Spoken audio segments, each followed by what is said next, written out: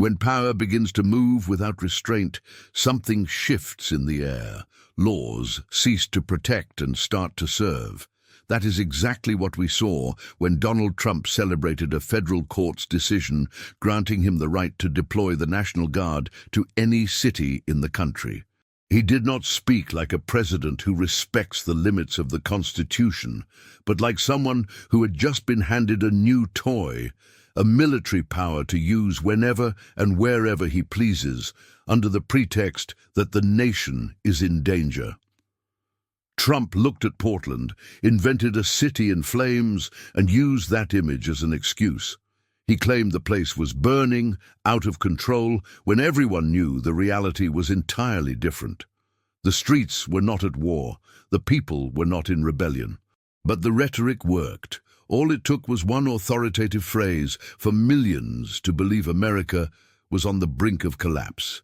And that is where the real danger lies. When fear becomes political fuel and lies become tools of governance, what is terrifying is not just the power itself, but the ease with which it is wielded.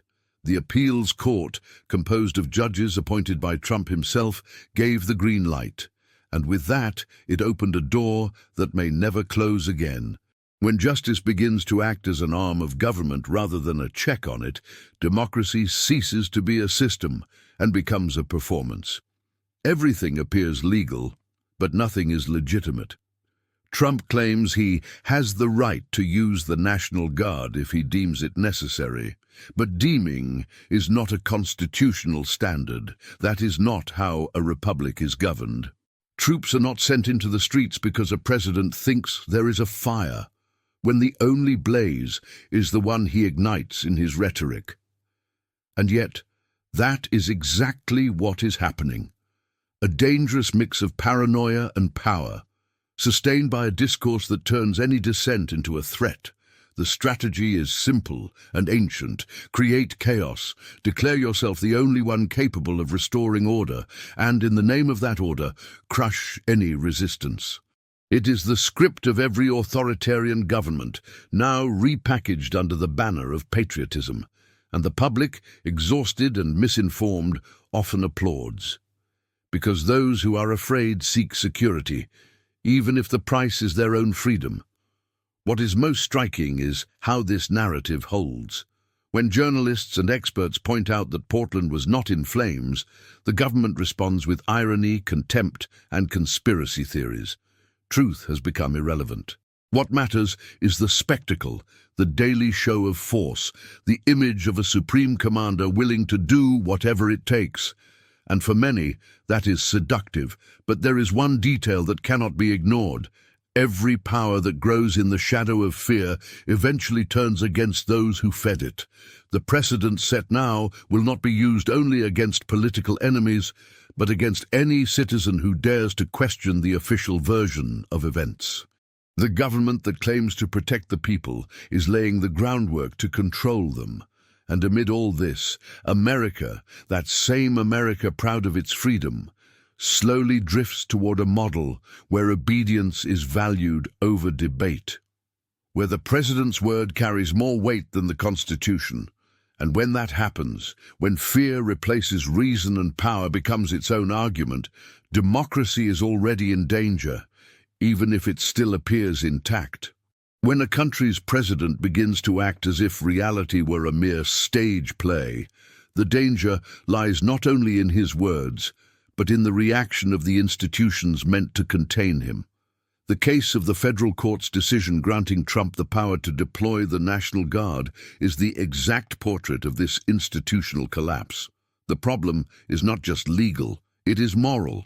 2 judges appointed by Trump himself voted in favor of this expansion of power, while only 1 judge, considered moderate, sounded the alarm. This needs to be reviewed immediately. And still the government celebrated as if it had won a war.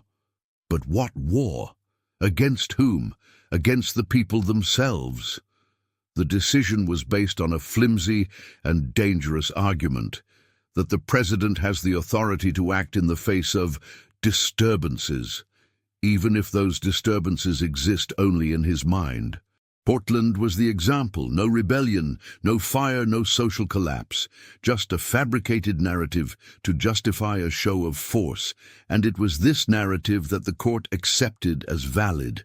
When lies receive the stamp of legality, the next step is authoritarianism with a legal veneer. And that is what is most terrifying. Trump behaves like someone who believes force is the answer to everything. He does not need facts, only powerful images that can circulate on social media, impactful phrases that make it seem as if the country is under attack. Thus, he turns fear into a political argument, the military into a propaganda tool, and the Constitution into an inconvenient obstacle. And the public, especially the weary, those who feel forgotten and betrayed by decades of empty promises, ends up accepting it. Because it is easier to believe in a savior than to admit the system is being corrupted from within. This logic of force creates a trap. Every time the government uses the argument of national security to expand its power, the ordinary citizen loses a little more freedom. And what is worse, they lose it without realizing. Because the discourse is wrapped in patriotism, in waving flags and promises of law and order. But law and order without truth and transparency are not virtues, they are disguises. A government that sends troops into the streets against a non-existent threat is the same one that can order the silencing of those who denounce abuses, and the courts, which should be the brake, are becoming accelerators. The decision by the Ninth Circuit Court of Appeals was the clearest example of how the system can bend. The judge who dissented, appointed during the Clinton administration, is not a left-wing activist, as some try to paint her. She's a technically minded, cautious jurist, and precisely for that reason, her concern should resonate louder. She saw what is at stake. She understood that if the presidency begins to act based on perceptions, there are no limits. Tomorrow, the president might think there is a fire in Chicago, or hear of a rebellion in Dallas, and send in troops. Without consultation, without coordination, without accountability, it is the kind of precedent that transforms the nation's highest office into a throne. And a king does not govern, he imposes. He alone decides what is a threat, who is an enemy, who must be controlled. And when the judges who should defend the Constitution begin to validate these decisions, the entire country enters dangerous territory. Because once the political use of the armed forces is normalized, nothing seems extreme anymore. There is something even more insidious in this process, the contempt for truth. The Trump government has mastered the art of creating its own reality. If the city is not burning, just say it is. If there is no violence, just repeat that there is. And if someone contests it, they are accused of fake news or conspiracy. It is a perfect cycle of manipulation, and each new lie successfully tested becomes a tool for the next. The consequence is predictable: a divided, confused nation that no longer knows whom to trust. When people no longer know what to believe, central power gains absolute strength. That is how democracies die, not with tanks in the streets, but with applause for those who promise to save the country from an enemy of their own invention. The judicial decision, granting Trump the right to send the National Guard wherever he wants, is more than a legal dispute. It is a reflection of the kind of power he seeks to wield. A power that dispenses with limits, ignores reality, and feeds on fear. When the president says America is burning, he is not describing the country. He is setting fire to people's minds. He plants panic, harvests obedience, and calls it leadership. This is the kind of government that turns insecurity into state policy. Fear becomes the primary instrument of control. With each new invented threat, power expands a little more. The people who should be the overseers of government are convinced they need protection, protected even from themselves. And it is in this inversion that the true coup against freedom lies. when a president places himself above the fact and convinces the population that only he sees the truth. And the United States has always been a symbol of balance between strength and freedom. But under Trump, that balance has been shattered. The government has come to treat institutions not as pillars of democracy, but as personal obstacles. When the courts agree with this logic, when the military becomes a tool of domestic policy, the country begins to resemble what it has always condemned. A nation governed by the will of one man, not by the strength of laws. The most dangerous thing is that all of this is happening before weary eyes, a distracted society. The discourse of law and order sounds reassuring to those who fear chaos, but chaos is precisely what the government manufactures to justify control. Every distorted image of cities in flames, every alarmist headline fueled by official propaganda serves to reinforce the narrative that only absolute power can save the country. And this is the kind of lie that destroys nations slowly without a single shot being fired. Some still see all of this as common political strategy, a game of words, a fight between parties. But it is not. It is a test of how far one can go in manipulating the truth, of how much submission the people are willing to accept in exchange for security.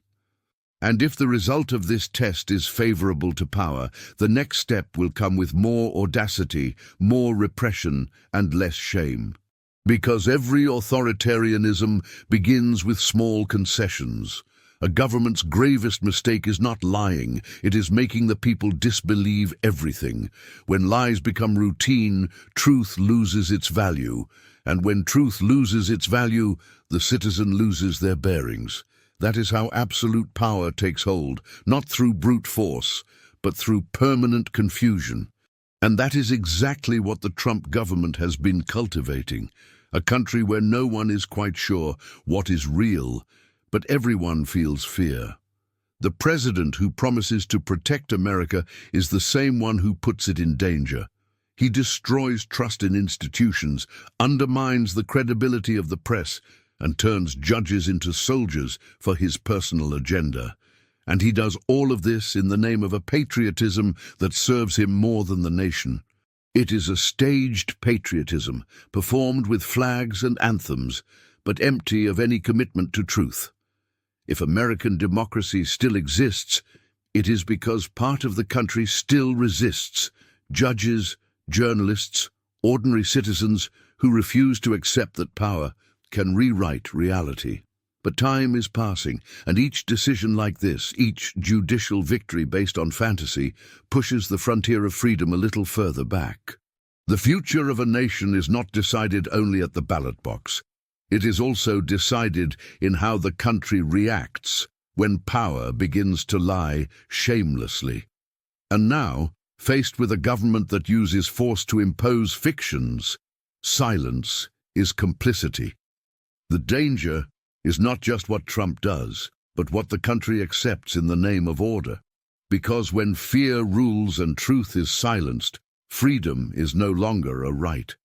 It is a distant memory.